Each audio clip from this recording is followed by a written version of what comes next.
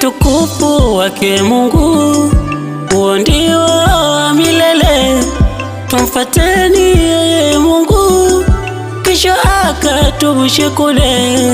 Ni mpweke yeye Mungu, hafanani na yeyote yule. Ndo mkubwa mwenye nguvu, anadhibiti hili na lile. Upendo wa dhati mituletea kidhibiti. Muhammadi wa haki, zitundoke tofauti. Ndo anotoa changamoto na kugawa vipato, anayajua maisha yako popote ulipo. Kaumba pepo na moto, anagawa malipo.